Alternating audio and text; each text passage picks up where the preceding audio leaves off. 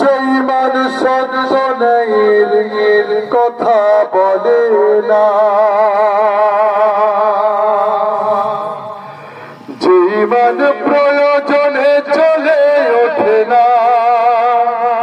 যেই মান সত্য ন্যায়ের কথা বলে না, যেই মান অন্তরে নাই,